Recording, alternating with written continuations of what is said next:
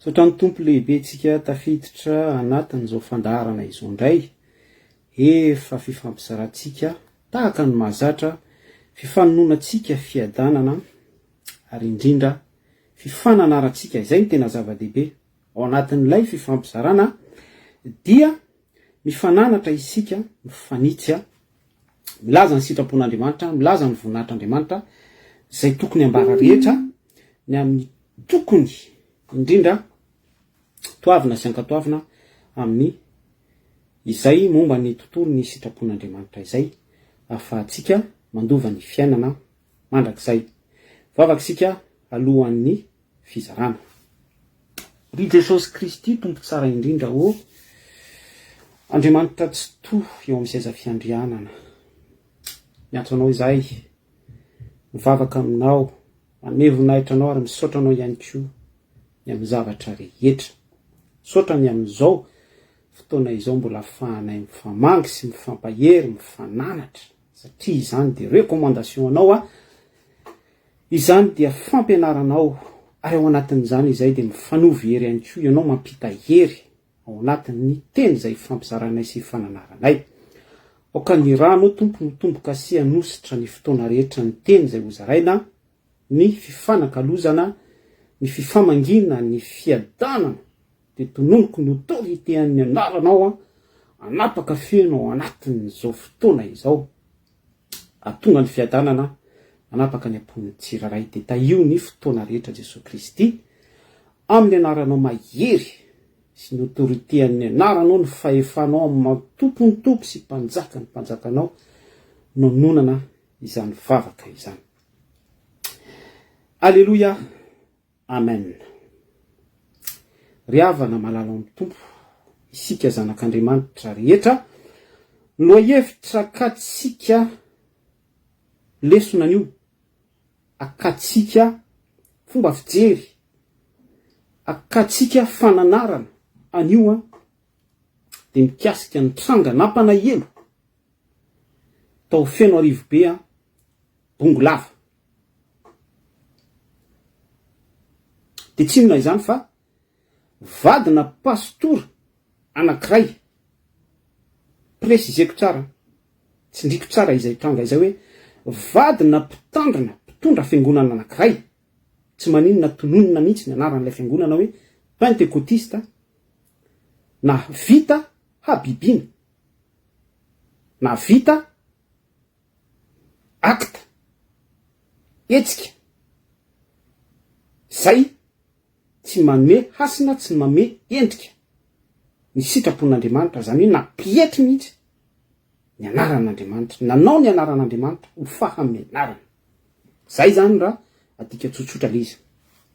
Isika moa rehefa miteny mizara sujet fandresantsika teto, ny resaka Jesosy mamonjy, ny resantsika teto ny resaka FPVM, ny resantsika teto ny resaka sabatista, ny apôstôly ny sabatista, ny FM izany, Rahalahy Benjamina, Ray Aman-dreny Jaina, ny resantsika teto koa pastora Mayolla, ny resantsika teto daholo ny karazana dénomination isan-karazany. Tsika rehefa miresaka dia tsy misy tabo, tsy misy hoe ity azo resahana, ity tsy azo resahana.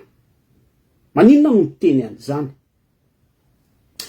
Raha vakitsika ny Hebreo 10:5-20, vakitsika amin'ny anaran'i Jesosy Kristy, dia mazava tsara ny voasoratra. Hebreo 10:5-20, verset clé, vakitsika amin'ny anaran'i Jesosy Kristy, aza mahafoy ny fiarahantsika miangona, tahaka ny fanaon'ny sasany, fa mifananara kosa maika, satria hitanareo fa miatombotra ny andro. Atreo fotsiny aloha, mifananara kosa. problème antsika mantsy problème ny mpino problème ny kristianina de izay hoe limité am'izay fifananarana izay manisy linina rouge manisy barrière ohatra hoe tsy mety ny fanonona anara-piangonana na tsy mety ny manonona etikety tsy mety ny tahaka an'ity tsy mety ny tahaka izao zany hoe mila surpassetsika mila dépassetsika izay fisainana sy fieritreretana amin'ny maha olombelona izay tadiova Jesosy Kristy rehefa nananatra de tena nanondro mihitsy izy hoe loza nareo fariseo loza nareo mpanoran-dalàna arindronareo ny varavaran'ny lanitra ianareo efa tsy miditra te hiditra tsy velanareo hiditra tatavaninareo ny moka atelinareo ny rameva fasana amin'ny lalitra fotsy sy ny sisa rehetra tena manondro mihitsy Jesosy Kristy tsika koa de tokony anana an'izany fahefana sy autorité zany ao anatin'ny fahendrena inona ilay fahendrena tsy mivoaka foana amin'ny fahamarinan'ny soratra masina ary indrindra ihany koa omaly ny resaka an'izay hoe isika zany raha mitsara zadino fa hitsara anjely isika mitsara araka ny marina ianareo zavatra tsy ataotsika zavatra tsy mandiso atsika zavatra tsy manameloka atsika am'izay fotoana izay tsika manana position tsara amin'ny fantsiana manana position tsara isika amin'ny fitsarana mitsara marina tena sikohatra tam'izay hoe raha miteny rahalahy na sœur anankiray hoe aza mijangajanga ianao aza mampirafy ianao aza manitsakitsabady ianao de mazava ho azy fa iza am'izay fotoana izay mampita n'ilay message mananatra manitsy dia sady tsy mijangajanga no tsy manitsakitsabady no tsy mampirafy no tsy na misaina ampony ara hila zay le fampianaran' Jesosy Kristy tsy mora resahany zany de oui tout le monde peut parler afaka mitanisany zany fa mipratika an'izany zava-miafina ngeza be am' Jesosy Kristy mahita ny ao ampony tsiraray zay ny amin'ny teny fampidirana iny tahaka izao lay tranga misy vadina pastora anankiray ity tantara ity de nitsoahako tamin'ny article na gazety anankiray hitatsika ihany koa tamin'ny serasera Facebook rehetra ny zavatra niseho de ity vadina pastora pentecôtista anankiray ity dia malaza fa sarom-piaro zay zany ny fahalemeny ity vadina pastora ity vadina mpitandrina tao amina fiangonana pentecôtista anankiray ity dia rehefa tao ampony ity vadina pastora ity zay toetra zay fahalemena miendrika fahasarotam-piaro izay de nisy fisainana sy fieritreretana nitsiry tao anatiny tamina mpino anankiray izay na susceptible azy azavaiko zay hoe susceptible zay nikasika ny émotion nikasika ny toe-pony sy ny toe-panahany ka nanetsika ny asarotam-piarony tao anatiny de nisy fisainana zany tany anatin'ny fisainany tany hoe mety mal placé diso toerana hoe na tonga azy izy fisainana ratsy forona tany anatiny tany hoe tena tsy milamy mangamba ity vehivavy ity tsy angamba fa tena izay mihitsy no heveriny fa verité na de tsy voalaza mazava raha fa izay mitranga de lasa nisy fisainana ny forona zany tany anatiny tany ka nahatonga azy hikendry attention mikendry de midika hoe handatsakaina fatatsika tsara ny tantarany Saul mpanjaka à l'époque fo nisy teo amin'ny fahefana zay niozongozina sy Davida mpaminany zay araka ny fon'Andriamanitra handimby an'ny Saul haka ny fahefana araka ny ositra nampidin'Andriamanitra tsy to tao anatiny mikendry andatsakaina de nanomboka teo zany de lasa nisy fisainana sy fieritreretana tao am'le vehivavy vadina pastora hoe ho kendreko ity tovavy ity acte prémédité attention fa mavesa danja be izany heloka izany eo anivon'ny lalàna aux yeux de la loi tena hoe peine lourde sazy mavesa danja no miandry ny olona victime, miandry ny olona voambara fa ny saina sy ny voyan'izany acte prémédité indrindra nanatanteraka na hantanteraka an'izany antsoina hoe acte prémédité izany, zany hoe fikendrena hamono hoa handatsakaina izay préparé tsara, voalamina tsara araky ny fisainana sy ny fieritreretana hikendry handatsakaina. De izay la hitranga teto. Maninona no miteny hoe acte prémédité le izy? Satria tena raha ny détail tao am'le lahatsoratry ny gazety de hoe rehefa vita ny fotoam-pivavahana de natsony ilay vadina pastora ilay tovavy hiantrano ho any aminy.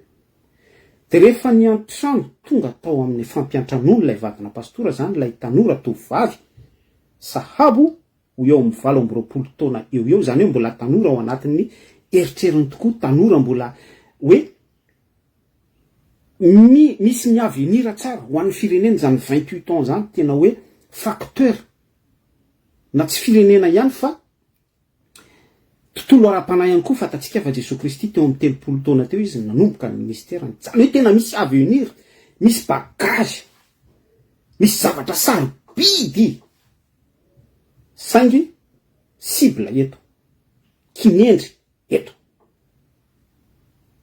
De rehefa nampidiriny lay vadina pastora tao anatin'izay somary antsika hoe velapandrika izay lay tovavy victime eto hoe miantranoa ty amiko a.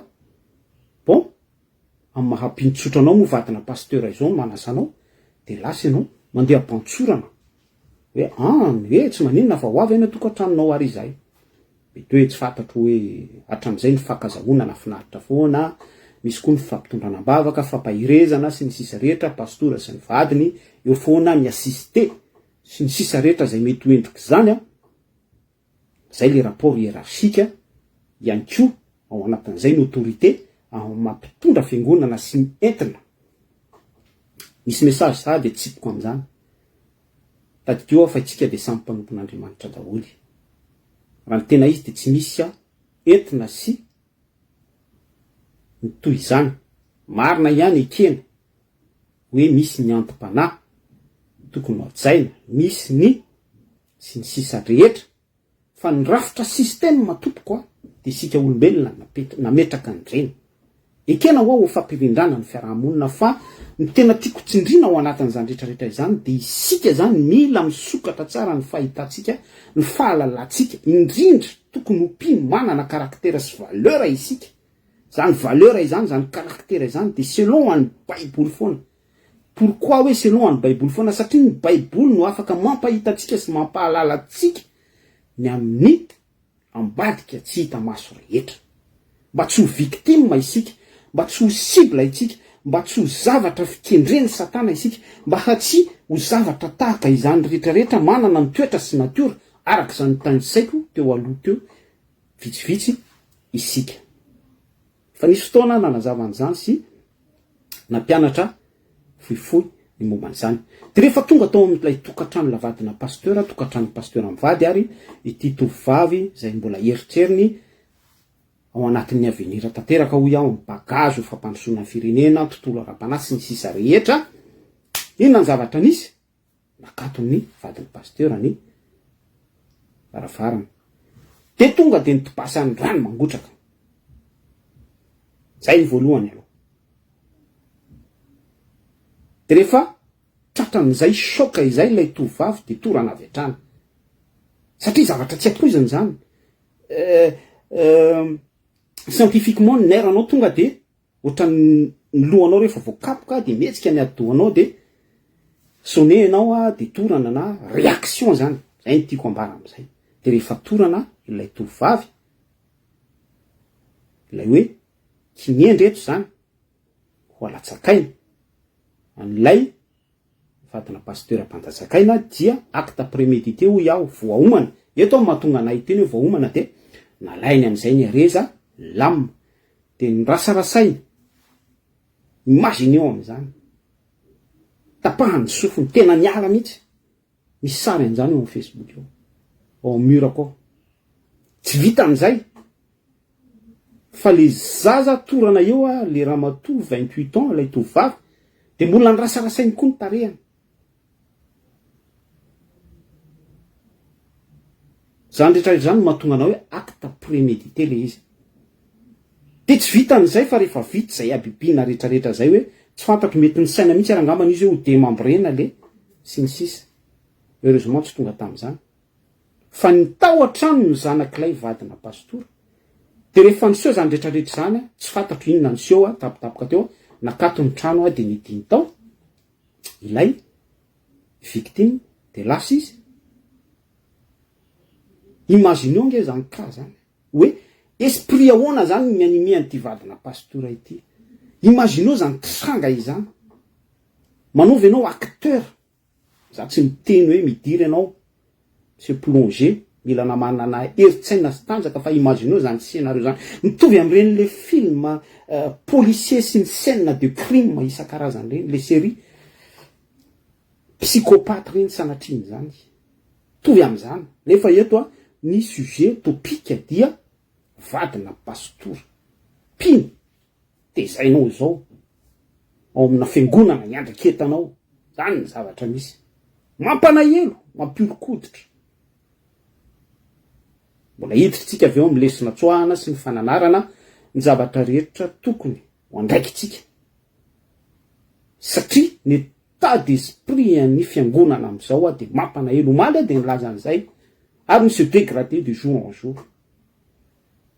Mampametra-panontaniana, mampanomboka tena. Kanefa de anarana Jesosy Kristy sy ny etikety toy izany no mialoha andreny rehetrarehetra ireny. De rehefa nakatony ty vadina pastora ity ny trano de ilay zanak'ilay pastora mivady no nahita an'ilay abibina de nanaitra ny fokon'olona manodidina de n'olona trano midy moa de nipotsoana mihitsy ny varavarana nafahana namonjy ny ain'ilay vehivavy dia nambarany lahatsoratra fa mbola miady amin'ny fahafatesana ilay tovavy hatramin'izao. Tononona amin'ny fiadanana Andriamanitra ny manakariam-pahasoavana hitondra ny fanasitranana ny amin'ny fanaitainana rehetra anampy amono ny sekelina niozina teraka zany. Andriamanitra mafeny zavatra rehetra. Jesosy Kristy nieriny ny anarana. Izy manana ny famindrapo ny miséricorde ny am'izany rehetrarehetra izany na ho an'ny victime izy ihany koa no afaka manamboatra izay simba rehetra atao amin'ny tontolon'ny fiangonana pentecôtiste sur place izay nisehony zany acte mamparikoriko atroce izany mampalahelo mampivarahotsana izany mirepareny simba rehetra na amin'ny andaniny na amin'ny ankilany. Zay ny amin'iny de alatsiny efa somary mamparikoditra ilay histoire ilay tantara fa araka ny teneniko teo de isika tompoko dia tsy manana tabou rehefa miresaka. Tsy misy fady zany amintsika. Fa ny zava-dehibe amintsika de ny fametrahana ny sitrapon'Andriamanitra amin'izay rehetra ambara, filazana ny tontolo izay ahafahany voninahitran'Andriamanitra manapaka eo amin'ny fiainantsika, ahafahany zany tontolo ny soratra masina izany ho fiainantsika de maka lesona amin'izany tsika. Zay ny zava-dehibe amintsika. De akoatran'izay ny resaka tabou sy ny fefefy ny limity rehetra, tsy mahazo manonona anara-piangonana sy ny système rehetra, tsy mambra amin'izany tsika. Fa arak'ilay teneniko teo zava-dehibe amintsika dia sitrapon'Andriamanitra sy ny fanambarana ny tontolo ara-panahy. Eny ary tompoko, inona anao zao ambara voalohany ary? Petraka ara ny fanontaniana. Misy pasteur io tarika amin'ny fiangonana pentecôtiste. Aitsika tsara ny landan zany fiangonana pentecôtiste izany. Mandinika ny asan'ny apôstôly fotsiny tsika, asan'ny apôstôly faharoa.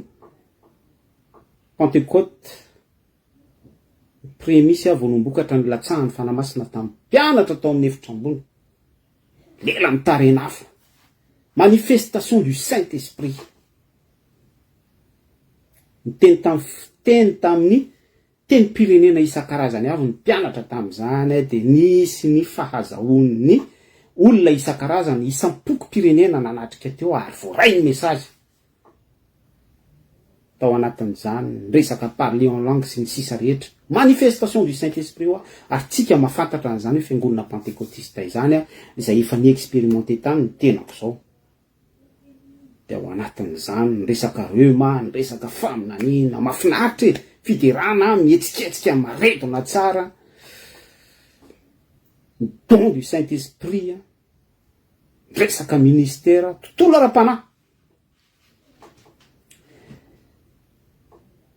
eto nefa misy tranga vadina pastora pentecôtiste mihitsy mpitondra ny fiangonana pentecôtiste mihitsy no voaroroy amin'ny zavatra mampanahilo tahaka izao de mipetraka ny fanontaniana ary ahoana ary zany ohatrany tsy mirazotra am'le hoe ankonana pastora le zavatra mitranga amaky teny soratra masina nisika 1 Timothée Timoty voalohany toko 7 vakitsika amin'ny anaran'i Jesosy Kristy zay andininy voalohany faharoa vakitsika ny hatrany amin'ny 7 Timotia voalohany toko 7 eny ary tompoko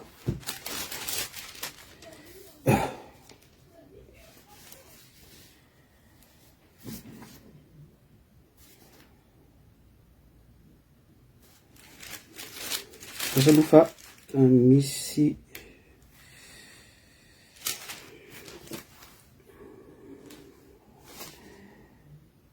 un Timothée 3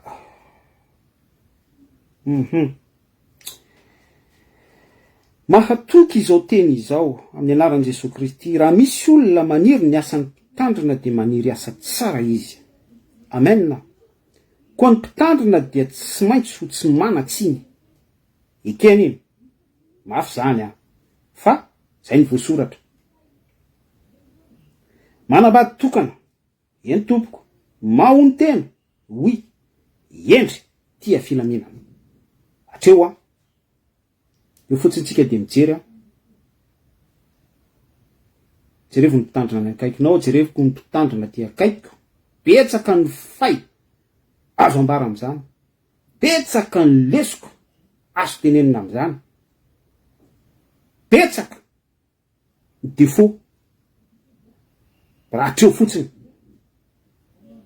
mpitandrina tsy maintsy ho tsy manatsiny io resaky io ambara ohatry zao io atao direct io eny tompoko afaka miteny daholy fa za miresaka aminao zao misy tsiny kanefa ny baiboly eto de miteny hoe ny mpitandrina tsy manatsiny eo fotsiny de fa petrao ny question de mitoy ary tsika manambady tokana oui afaka atao zany be da be ny olona tsy milamy manotokatrano mpitandrina ny resaka eto fa manambady tokana izy fa mbo fitandrovany an'izay titre sy etikety zay fotsiny hoe mijanona ao anatin'ny fanambadiana tokana izy de miaritra misubira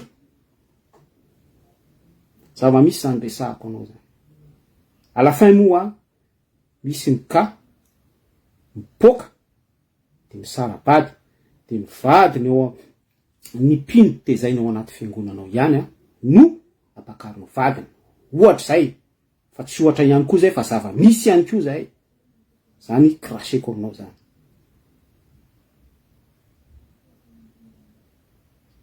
mahony tena endry tia filaminana mampiatrano vahiny mahay mampianatra tsy mpimamo linady tsy mikapoka fa mandefitra tsy pilady tsy pitivola Dieu de mamony manapaka tsara ny ankonany mampanaiky ny zanany amin'ny famotinana tsara fa raha misy olona tsy mahay mitondra ny ankonany ataony ahoana ny fitandrina ny fiangonan'Andriamanitra tsy maninona toizanao ny famakinana an'le 1 Timothée toko 7 vakio fa misy lesona afaka alainao tsiraray point par point mihitsy zay fotsiny ihany tena tiako tsindrina de le eto hoe raha tsy haiko raha tsy haitsika raha tsy hainao no mifeny ankonanao maîtriser an'io tokatrano isy ny vadinao zanakao ny famianao ataony ahoana no fifehezana an'le fiangonana delika be zany diavana misy poids be zany soratra masina zany, mavesatra be zany.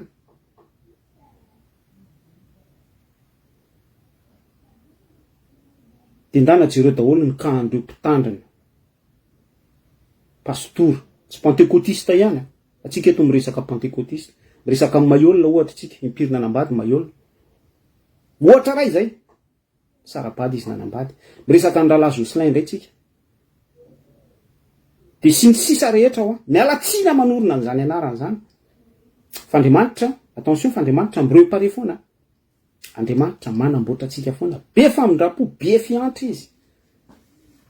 Bon, tsy de hidirako lala iny fa raha sanatriny zany moa, tsy ataoko sanatria fa izay no irarena hoe Andriamanitra rehefa namela ny eloko ireny olona ireny, iza moa zay iza. Fa za zany manaitra ny conscience atsika fotsiny. Aoka tsika tsy anatsiny, aoka ho tanteraka ianareo tahaka ny fahatanterahany ray izay any an-danitra. Averiko foana izay, averiko aminah aloha de averiko aminao ihany koa. Nezaka manao rappelina ny soratra masina. Tsy mora tompoko ny manara-dia an' Jesosy Kristy. Io tsy vitan'ny alleluia sy amen. Tsy vitan'ny pensée positive io. Tsy vitan'ilay zarao amin'ny groupe anankitelo na tapy amen na zavatra ohatran'izany. Fahasoavan'Andriamanitra natoy izao tsy vitany zavatra ohatrany, fa expérience io misoratra masina par rapport amin'ny zavatra notanisaitsika teo fotsiny. 1 Timothée 3 vakio andiny voalohany hatramin'ny fahafito, misy lesona be azo tsoahana. Ny tenako mandray amin'izany, batay ady fanjakan'Andriamanitra. De isika izay, za mbola tsy hiteny hoe guerrier, mpiady, miaramila ao anatin'izay, tsy maintsy miady, ary misy impact amin'ny chair-atsika io. Zany ny zavatra misy eto. Ary tsy eto ihany fa partout. De mipetraka ho an'ny fanontaniana hoe ahoana ary zany le pastora zany any am-piangonany any manjeranjeram-pino, lay pastora zany any am-piangonany any ora sabakary iery siribara saka iaba, tena miteny tsy fantatra. Vadina pastora koa zany any tena mandeha adoration, tomany tena rempli du Saint-Esprit ozy ny pino zay, fitenenana feno ny fanamasina sy ny sisa rehetra. Orala bavy.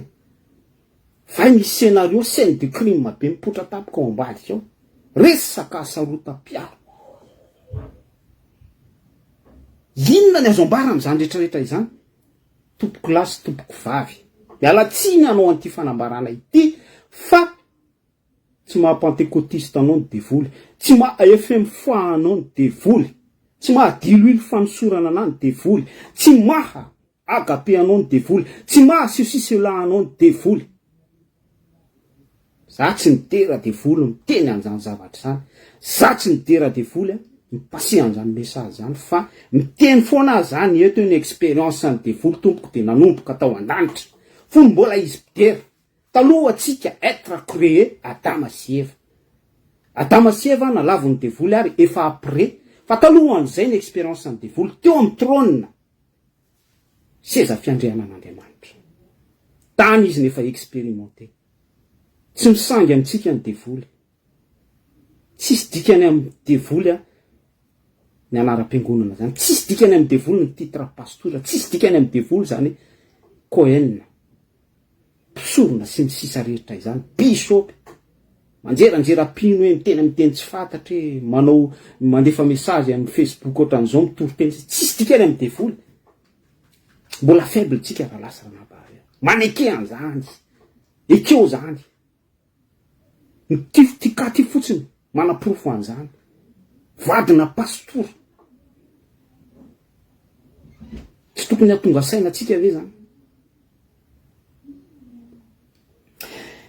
Ny zavatra azo ambara ihany koa de zao raha lasa ranabary. Tsy tokony variana isika. Tsy tokony atory isika. Raha ohatra zany maka ny toeran'ilay vadina pastora eto.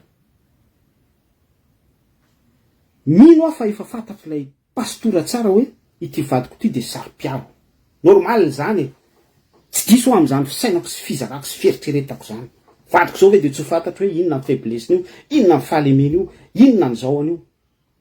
Fa ny fanontaniana de mipetraka de hoe efa nisy ve ny travail selon la Bible, selon ny tontolo ara-panahy, niarahana tamin'ilay vady andefomandry.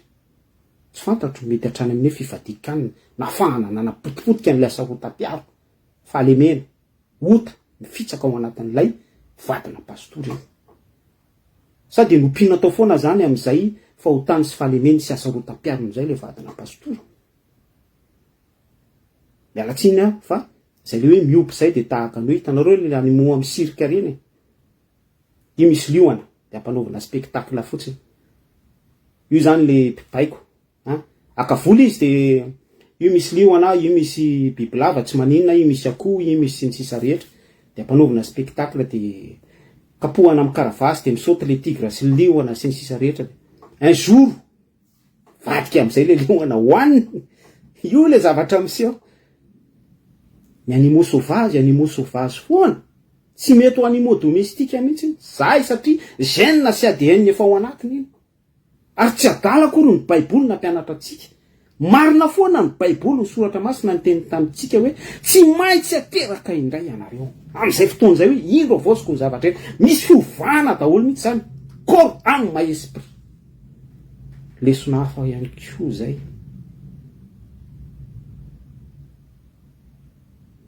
Zany fahaterahana izany za tao akibon'ny mamanay.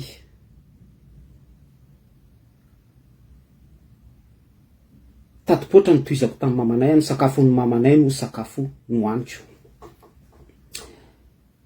Tsisy fantatry ny monde extérieur fa ny tao anatin'ny kibono tsisy tadidiko akory any tamin'izany. De zay hoan'ny mamanay zany nohaniko. Raha ohatra hoe entre parenthèses hoe ninana ronono mamanay de ninana ronono aho. Misotro toko mamanay de misotro toko aho. De rehefa nateraka dia monde terrestre amin'izay tsy le tao akibon'ny mamanay intsony. Fa tonga ty amin'ilay monde terrestre fa tsisy tadidiko akory le tao akibon'ny mamanay. Tsisy fantatro akory hoe ohatrany ahoana ary zany tadipotra akibon'ny ohatrany ahoana ary zany tsy ranoko ny protéger anazy ny posy miaro anazy sy ny sisa rehetra. Ny ainako tao akibon'ny mama. De ohatran'izay lay ateraka indray. Tsy maintsy ateraka indray ianao. Za ianao. Manipy message iah zany. Be da be matsika no hoe efa nateraka indray zanak'Andriamanitra. Tsy manino zany. Be da be ny contexte afaka andrefesana ny dimension an'ny fahaterahana fa milaza ny tena vérité ny amin'izay hoe ateraka izay indray izay zay eto. Zay ateraky ny nofo de nofo. Zay ateraky ny fanahy de fanahy. Mazava be zany. Nofo, fanahy. De ohatran'izay le hoe tao akibon'ny mama sy ivelan'ny kibon'ny mama. De zao rehefa nateraka de tonga courant d'esprit hitanareo zao ohatranao fa tsisy tadidiko le tao akibon'ny mama. De tsy maintsy ateraka indray miditra indray ao amin'ny tontolo dimensiona celestiale. Dimensiona céleste. Tahaka ny anjely. Fa tsy misy tadidiko indray zao tontolo terrestre izao. Zay no mahatonga amin'ny Baiboly nampianatra antsika hoe tsy misy lahy tsy misy vavy. Voarainao ve ny message? Misy zavatra tokony voarainao amin'izay resaka nateraka indray izay fotsiny ihany. Verenantsika ny topika. Tao amin'ity tranga mampalahelo ity. Hoy aty hoe io zany pastora manjeranjeram-pino miasa ny fanahy ny don spirituel sy ny sisa rehetra ny toroteny amena alleluia ao anatin'izany ny vadina pastora. Fa misy tena scène de crime be ao ambadiky ilay fivoriana. Maninona namaky an'ilay Hébreu toko 10 teo? Fananara kosa. Efa nisy veo mesure na fiaraha-miasa iarahan'izy mivady travail. Ngeza be zany raha lasana bavy. Maninona no miteny ngeza be zany satria miandoha amin'ny zavatra kely.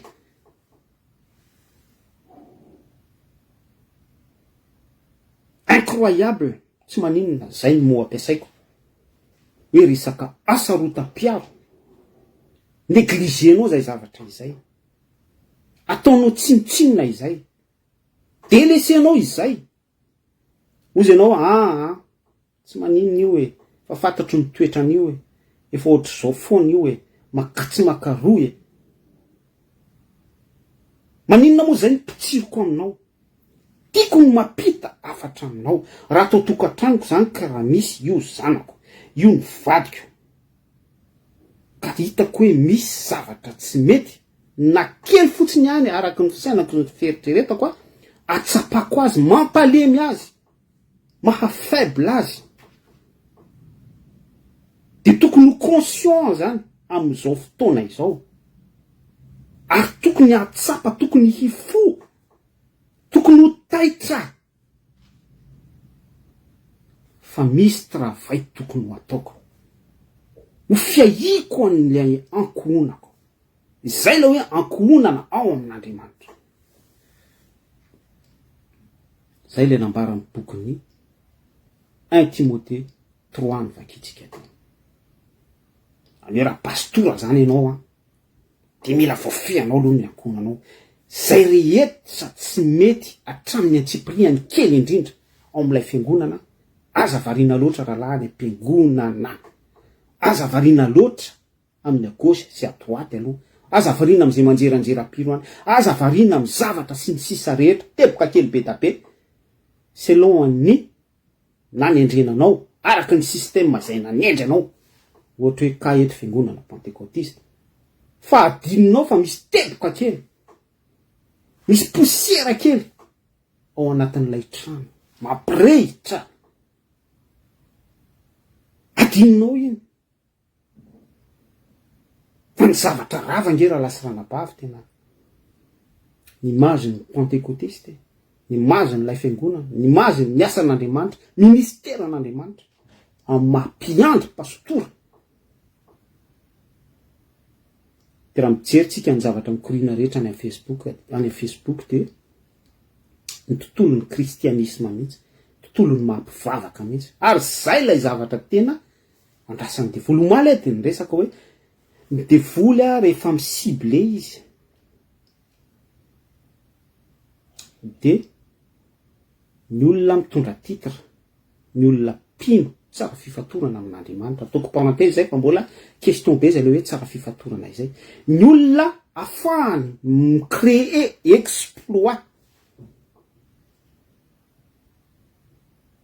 Zangeny nahatonga ny Solomon reny lavo e. Exploit ny devoly zany hoe Solomon mpanjaka zany manambady roa arivo. Tehaka mihitsy ny devoly, faly mihitsy ny devoly, mioraka victoire be zany. Zany ny zavatra tiany devoly zany. Ary zany ny tokony amailo atsika, zany ny tokony tsy ampatoritory atsika, zany ny tokony amalina atsika amin'ny point sy virgule rehetra, araky le 1 Timothée 3 ny vakiko teo. Betsaka revana ny pastora mpitandrina ao anaty faiblesse am'izao fotoana iresantsika izao. Na ny tenako zao re ao anaty faiblesse, tsy maninona zany. Fa raha tsy reconnaissant itsika, raha tsy miaika am'izay, surtout hoe matory, surtout hoe tsy manana fahatsapana ny am'izay zavatra, mampalemy atsika sy manandevo atsika zay, ka mampifony etaeta ao anatsika miroso amin'ny finiavana te ho afaka, te hanamboatra, te handrindra, te handamina. Raha ohatra hoe misy ny tsy fetezana ao anatin'ny ankonana, raha vao tsy varina, raha vao varintsika matory ny am'izany zavatra tokony ataotsika izany. Tsy afaka ny andeha lavitra tsika raha lasa ranaba. Devoly nge fetsy be. Ohatra hoe za mahery de le olo eo akaikiko no alavony de rehefa lavy le olo eo akaikiko iny de midina ho azy ny tanjako sy ny heriko. Dikan'izany tiako ambara am'izany de tokony ho andiapazo zany ny ao anaty. Tsy moro zany zavatra resahako zany ny ao anatin'ny tokantrano. Tokony ho araka ny tokony ho izy tao. Tsy mora raha lasa manabavy manaraka an Jesosy Kristy. Batay ho io. Batay. Ary zany tsy tokony riariatsika, izany tsy tokony ho mahapino émotionnel atsika, zany tsy tokony mahapino hoe mandeha amin'ny saina be fotsiny atsika, fa tsy maintsy misy fisokafana ara-panahy tsy maintsy misy fitarihan'ny fanamasina satria fanamasina io rehefa mitarika atsika de mideta manambara amitsika hoe eto ny point faible atsika, eto ny obstacle, ito misy obstacle de ato tsika tsy maintsy micontourner sy ny zavatra détail rehetra décortiquer ny fanamasina amitsika. Ary zany ny ambaran'ny baiboly nampianariny antsika io na ny zavatra ho avy ary de ambarany amitsika zany.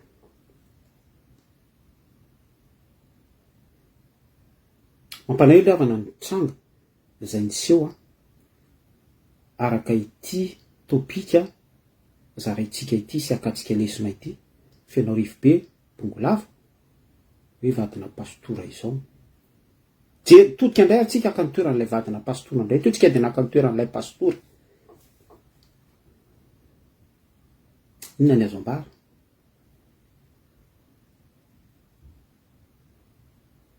Fa hoana ary no mahatonga an'izany? Avy hatrany de zay aloha ny fanontaniana mipetraka ary tokony mipetraka. Za zany namaka ny toeran'ilay vadina pastora.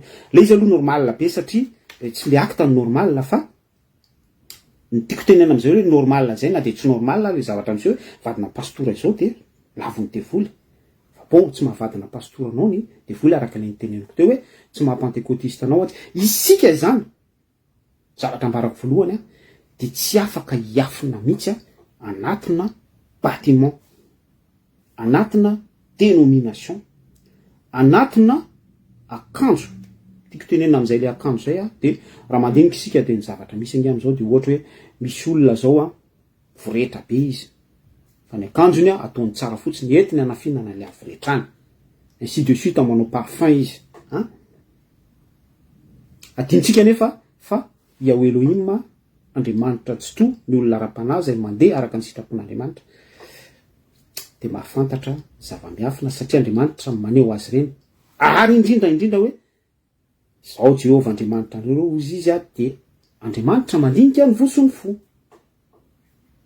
Dika am'izay de hoe raha misy zany toetra maloto ao anatintsika ao ara-panahy indray zay zavatra ambarako zay, misy fahalitoana, misy fiheriemana, misy sy ny sisa rehetra tsy araka ny sitrapon'Andriamanitra kanefa saromatsika akanjo vadina pastora, saromatsika etikety diakona, saromatsika titre bishop, saromatsika pseudo dilule fandosorana, saromatsika apôstôly mpaminany sy ny sisa rehetra évangéliste.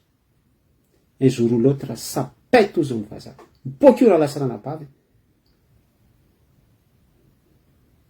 Ary zao tontolo zao iza le pino serakely sy ny sisa reny azotsika fitana fa Andriamanitra tsy to efa mahita hatramin'ny volondohantsika raha voaisany.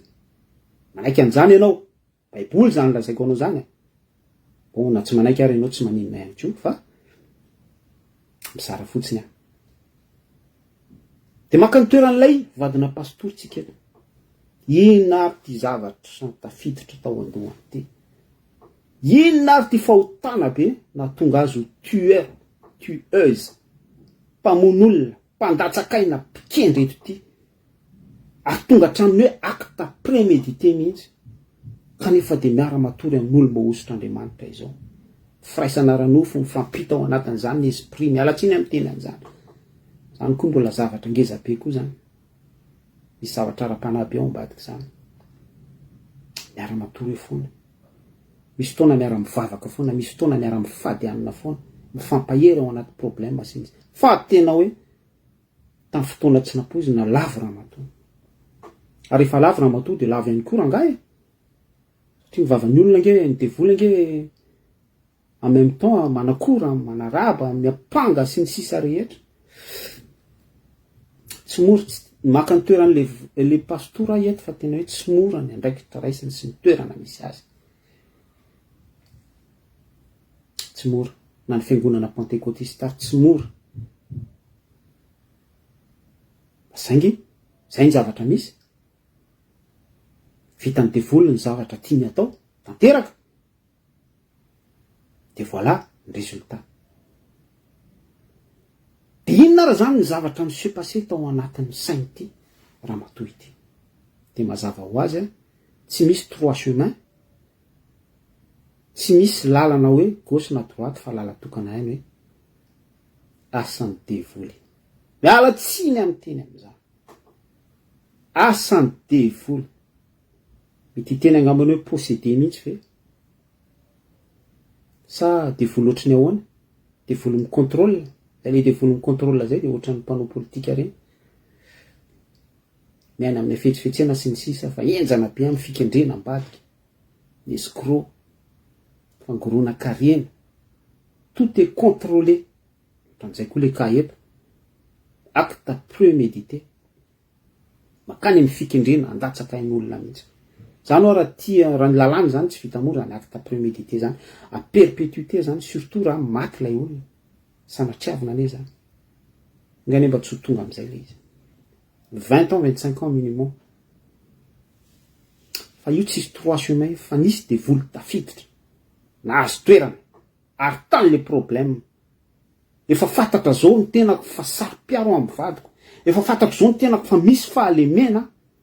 Tsy tokony ve za hanana initiative, tsy tokony ve za hanana finiavana iza voalohany mihitsy zay maty tsapa. Za ve de tsy sura hoe za maka ny toeran'ilay vehivavy eto.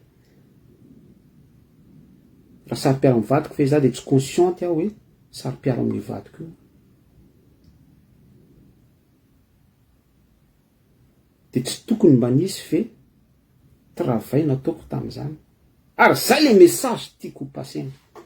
Raha mandre an'izao afatra zao zany ianao na izany. Za zao zany ohatra hoe misy fahalemena fantatro amin'ny tenao.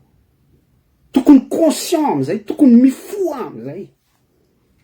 Tsisy trois chemin manantona an' Jesosy Kristy, manantona an'Andriamanitra. Tous les moyens. Mila manana soify etaeta ho afaka amin'izay. Zay no mitediko voalohany indrindra.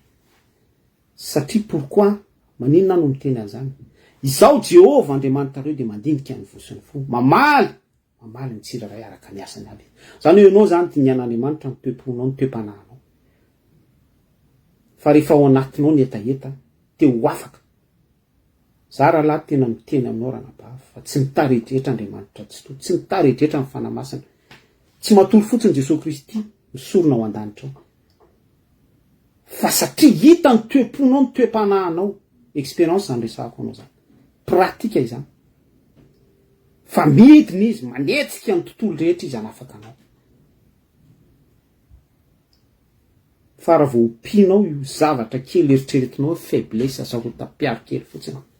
Na ohatra hoe mangalangala-pihinana kely, na ohatra hoe mandangalangaa kely, natomboka amin'izany io raha lasa ranapaha.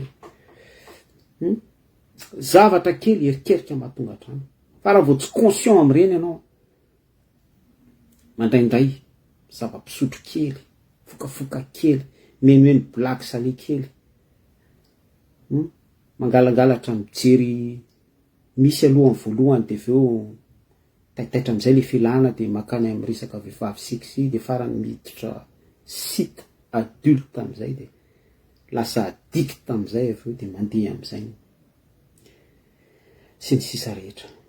Fa raha vao tsy conscient ianao aloha amin'le hoe Jesosy io misy zavatra kely ty tady amin'devo ana, tady ikasika amin'ny sentiment, tady anao an'izao ana, tady. Fa vetrany anao de mamono conscience anao, mila tonga saina amin'izany. Fa plus io mahazo toerana de plus asa mafy be, travail be ihany koa no délogenan'io ao. Surtout rehefa mahazo fanjakana ao anatinao io. De zay ny zavatra misy eto. Be da be ny contexte mety natonga azy. Hoe tena tsy niasa ve pastora ary, variana tamin'ny fiandraketan'ny fiangonana ary ve, fiangonana pentecôtiste ve rahalahy pastora teto, de adino ve ny vadiny. Tsika tsy vadiny, tsy pastora sady tsy vadiny lay ramatoa, tsy de mahalala an'izay, fa miezaka tsika mizarany ka. Ohatra daholo zany zaraiko anao zany, fa be da be ny kazo ka azo ambara. Mety nahatonga an'ilay ramatoa tonga amin'izao ka extrême izao, faratampony izao. Bon, misy ny mbola pire. Amezana azy de hoe raha misy zavatra tsinjonao, tsapanao, manomboka, reny ny fanahinao, ara-panahy zany ianao nresahako eto. Hitany masonao resaka sens fahatsapana. Reny misofinao fa tsy milamina. Na kely fotsiny ihany ary ao tokantrano. Raha vai mpianakaviana ianao dia raisiny andraikitra. Tokantrano tompokoa efa nisy taona nizaran'izay teto a. Zava-miafina lehibe ozy ny boky ny Efesiana milaza an'Andriamanitra sy Kristy. Jesosy Kristy sy ny fiangonana azafady. Jesosy Kristy lehilahy, fiangonana vehivavy. Dia arak'izay a, isika ihany koa zany lehilahy ao anatin'ny tokantrano anankiray dia mandray ny rôle an Jesosy Kristy. Ngeza be zany eto antsorokitsika lehilahy, raim-pianakaviana. Dia anjaranao amin'izay no manao analizy hoe inona avy ny toetra ny Kristy, inona avy ny natioran'i Jesosy Kristy, inona avy ny toetra na Mesia mpamonjy azy, nanolotra ny ainy hamonjy ny sakaizany, tonga hatrany zany. Capable amin'izany ve ianao rahalahy? Capable amin'izany ve tsika raim-pianakaviana? Capable amin'izany ve ny pastora? Question de réflexion daholo zany zaraiko aminao zany. Tsy mora ho any manompo an'Andriamanitra, tsy mora ny fanarahana an Jesosy Kristy. Tompoko lahy sy tompoko vavy, rahalahy adjaina, sœur, sika rehetra, za manokana. Conscient amin'izany zavatra zaraiko zany ve tsika? Fa zao manana ny problème ako ihany koa, manana ny bataille ako isan'andro ihany koa, manana ny atrika ihany koa. Mampahery anao, mampahery ny tenako ihany koa. Zany rehetrarehetra zany nefa stérile daholo fa ao amin'ny Jesosy Kristy ny tena fanovozana hery. Dia izay circuit izay tuyau zay no hidirantsika. Jesosy Kristy izao vavahady, tsy ny fiangonana ny vavahady, tsy pentecôtiste ny vavahady, tsy FM-foi ny vavahady, tsy agape ny vavahady, tsy FJKM ny vavahady, tsy dénomination vavahady, Jesosy Kristy ny vavahady. Miditra eo Jesosy Kristy. Mpangalatra avokoa izy tsy miditra ny vavahady. Zany ianao zany raha vao miditra à côté, izao ny vavahady ozy Jesosy Kristy. Ny vavahady io tena tery, vitsy ny mahita azy. Baiboly miteny azy zany. Zay zavatra nizaraiko anao zay fotsiny ihany dia aiza ho aizitsika. Jerevo ny toerana misy anao, za mijery ny toerana misy ako. Mahita n'ilay vavahady ve anao? Sa lay anaram-piangonana ny hitanao? Sa lay titre nanendrenanao selon ny système nanovozanao fahalalana, doctorat en théologie. Za tsy miteny hoe ratsy zany. Vaositra ho pastora na vaositra ho mpaminany na vaositra, satria zay le système fiangonana nanabe anao, miompy anao. Mialatsiny miompy, fantatrareo tsara zany miompy zany. Fahanana.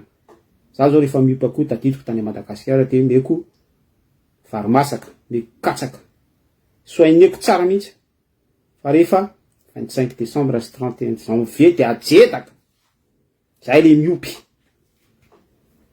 Tiako anao tonga saina amin'izany zavatra. Message pasiko aminao zany.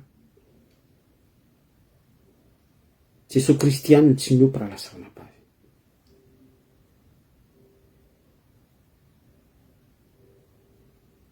Jesosy Kristy ihany no tsy miompy. Mpiandry tsara, manolotra ny ainy hamonjy ny sakaizany. Resaka fitiavana zany lalina be mihitsy. Andriamanitra dia fitiavana. Be da be ny ohatra nomeny atsika.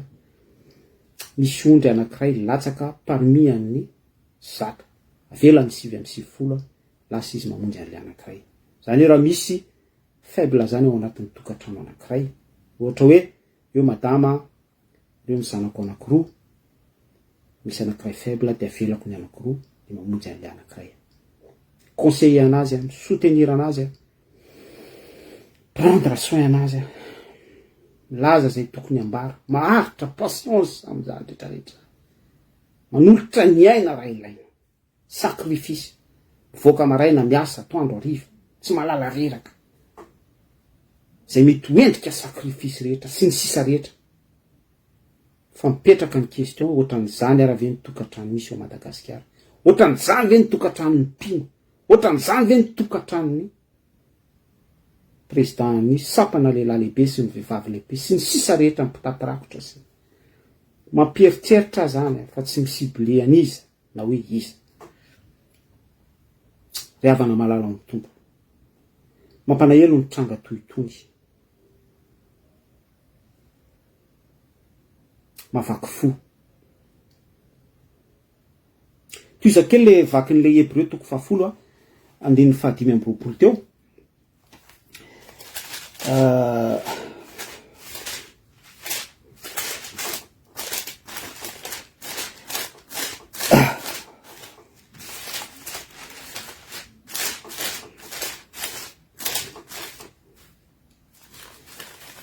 Hébreu toko 10 andiny 4 zany satria 5 ny vakitsika teo fa raha mini manota isika rehefa nahazo ny fahalalana tsara ny marina de tsy misy fanatitra noho ny ota intsony fa 7 fa fiandrasana mahatahotra amin'ny fitsarana ary fahatezerana mirehitra zay andany ny fahavalo rehetra kosa fa raha manota isika rehetra rehefa nahazo ny fahalalana tsara ny marina nini manota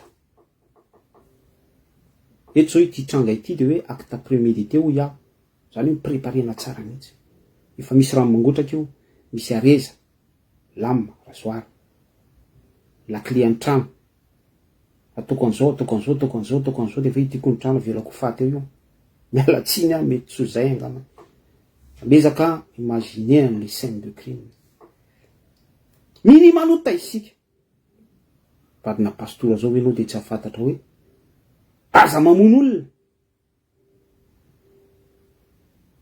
ainao tsara ny didy folo tiavan'ny Jehovahandriamanitra ao ny fonao rehetra ny sainao rehetra fanainao rehetra ny herinao rehetra aza mijangajanga aza mamono olona aza mijoro vavolombelona mandainga sy ny sisa rehetra saplivava zany ty resaky ty inge raha lasarana bavy rehefa torina micro ohatran'izao itoriko amitsika izao amen alleluia fany anaty pratique io question be mihitsy point d'interrogation fiainana rehefa anaty inconnu dans la foule antsika rehefa ohatra za zao conducteur de bus eny ambony volant eny taky ny ahoana ny toavako sy ny fanatanterahako ny sitrapon'Andriamanitra eto anivon'ny fiarahamonina misy ato ny tokantranoko ty tranga ity teo any resaka fiarahamonina vis-à-vis ny mpitandrina sy ny ondrin'Andriamanitra fa tsy ondrin'ny pentecôtiste zay ambany fahefana misy ny abus de pouvoir zany trahison abus de confiance le ranabavy kely eto zany le 28 ans mais tsy manana eritreritry ninakory inconsciente amin'ny fahatsorana ny dirany amin'le any atokantrano vadina pastora mivady no ilay fanasana kanefa tonga tany izy tonga de rano mangotraka sy ny sisa rehetra tsy verenako tsony ilay scénario makarikoriko mampalahelo fa ny tena tiako tsindrina de le hoe vadina pastora ve anao de tsy alala hoe aza mamono olona fa tellement efa mifehan'ilay situation ny devoly nisy fotoana ny teny teo hoe mbola kely le izy de fa tsy maîtriser tsika tiako zany tsika ho conscient am'izay tiako ho conscient am'izay zavatra zay aza manome fitoerana ho an'ny devoly zany oa tany saina fotsiny zany fa izy qu'on pratique ave any am'ilay pratique raha lasarana bavy raha miditra fingonana zany no pentecôtiste de mila pratique miditra fingonana io FM fois mila pratique miditra fingonana io efitsika mila pratique Andriamanitra mitaky pratique amitsika fiainana zay io baiboly io fiainana tsy fanaovana fait semblant io tsy fiafianana ihany ko malgré moa zavatra misy mikalo eto zany de hoe ty anisan'ny tranga tany Fianarivo be sy Mongolava ity vadina pastora izy aloha no miseho gazety fa zay tsy miseho gazety ane mbola pire noho ny azy koa any ambadika any nge mbola telo horrible belatsiny am'izay moa zay tsy miseho gazety, tsy miseho gazety. Fa mahatonga anay teny an'izany mba hisainatsika sy eritreretantsika. Tsy misangy amintsika demony, tsy misangy amintsika ny devoly. Ary par rapport amin'ny expérience ny devoly, mbola faible tsika raha lasa ranam-bava. Ekeny fa manana an Jesosy Kristy tsika. Ary mpandresy isika, oui, Jesosy Kristy nandresy, attention. Jesosy Kristy nandresy teo amin'ny hazo fijaliana. Nanombo ny fahafatesana ary nanome fiainana, nitsangana tamin'ny maty izy, zay image zay nampandresy azy, tonga tompony tompo sy mpanjaka ny mpanjaka izy. Fa est-ce que izay acte nataon'i Jesosy Kristy teo amin'ny hazo fijaliana izay fiainana mandresy fahafatesana izay voaray ve? I Paoly angera ny teny izy hoe tsy izao intsony ny velona fa Kristy ny velona ato anatiko. Raha ny teny an'izay Paoly de mazava be ny témoignage ny any amin'ny Korinthiana hoe mahalala olona ivelan'ny tena ozy.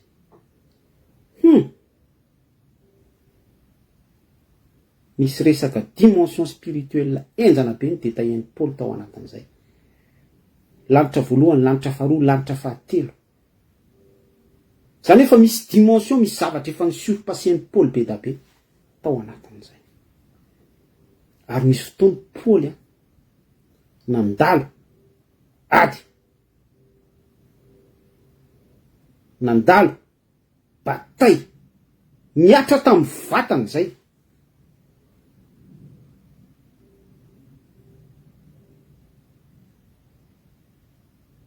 Telo vakisambo sy ny sisa rehetra. Inona moa tiako tenenina amin'izany? Ny tiako tenenina amin'izany de hoe niaditsika amin'ny devoly, niaditsika amin'ny démonie de tsy resaka pli vava, fa misy impact amin'ny corpstsika, misy fiantraikany amin'ny vatatsika, misy fahatsapana. Ary zany daholo ny ainandreo apôstôly martyra ireo. Za tsy miteny hoe ho tahaka izay koa ny andehanantsika. Fa misy zavatra andalovanao mihitsy, atsapahanao mihitsy hoe fa diranovana loatra ny fanahiko. Jesosy Kristy nanambara an'izay. Manambara n'le resaka combat spirituel zany. Fa tsy hoe mifadianana kely hoe maraina de tapitra amin'ny 4 de aveo misakafo amin'ny 5. Be da be mantsy ny fiangonana manao. Za tsy miteny hoe ratsy zany. Efa acte finiavana, tsy manino, saorana ny tompo. Fa lay bataille spirituelle lay diratsika zany.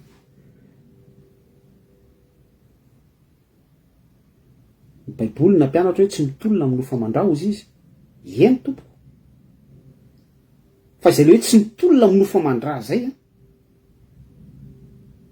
de miditra ao amin'ilay tontolo ara-panahy izay misy mahery vaika be mihitsy. Efesiana toko 9, mpanjaka amin'ny fahimazinana izao tontolo izao, ny devoly, ny royaume ny devoly. De io mihitsy ny déloger-tsika. Raha vao mbola tsy voadeloger atsika io, ahoana moa zay hoe mahavita midéloger an'izay royaume izay tsika? Manana Jesosy Kristy tahaka amin'ny Paoly nanambara ny proclamer mihitsy hoe tsy izao intsony ny velona fa Kristy ny velona tato anatiko. Ary zay no nahatonga ny Paoly nanambara hoe ankehitriny efa tehirizina ho any satroponinahitry ny fiaina, fahafatesana no azahoako tombony. Efa nilazaiko teto foana izay, izany hoe i Paoly apôstôly zany tompoko de efa hita an'izao mihitsy izy hoe andalo fahafatesana ho faty, fa tsisy rarahiny an'izany fahafatesana zany. Satria efa hitany ilay victoire, hitany, zany hoe misy maso misokatra. De lay bataille combat spirituel andalovany, isy impact amin'ny vatany, amin'ny corne, hijaliny nofony, tsy miasa saina amin'izany tsony izy raha lasana ba.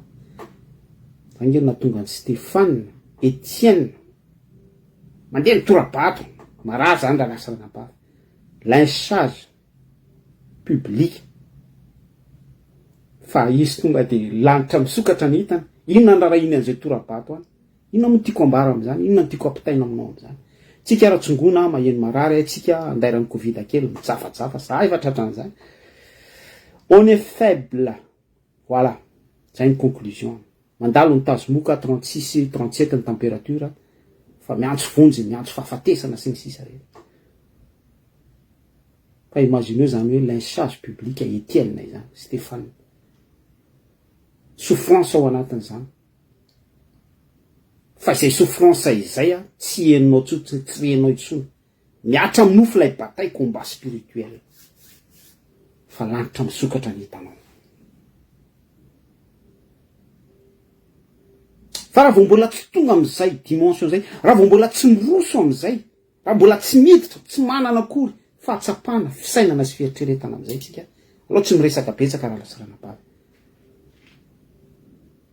Aloha tsy be resaka hoe manoatra noho ny mpandresy amin'ny alalan'ilay tiatsika. Io afaka sambotsamborina daholo ny verset ahafahanao mapakatra moral, pensée positive ao anaty Baiboly.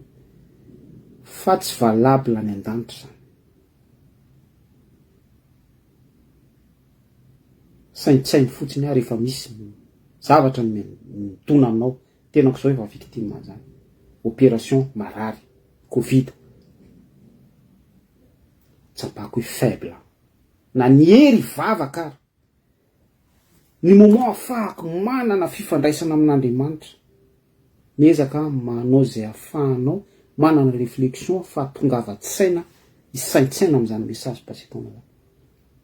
Fa na ny vavaka amin'ny hoe état de corps-nao salama, sy ny vavaka ataonao anatin'ny anao faible, tsy mitovy raha lasana.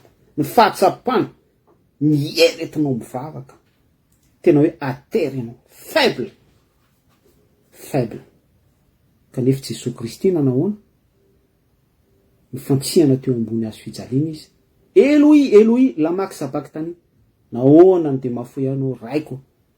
Fa niaraka tamin'izay dia niozongozona nieran'ny lanitra, éclipse total, mitritra ny lamba amin'ny tempolo. Ny zavatra tiako tenenina amin'izany dia hoe Jesosy Kristy ao anatin'ny hoe ataky ny devoly, mijaly izy ao amin'ny hazo fijaliana, miainy mihitsy ny manaraka, fa miteny fotsiny izy hoe raiko nahoana ny mahafoy any. Atonga dia miofitrofotra ny lanitra.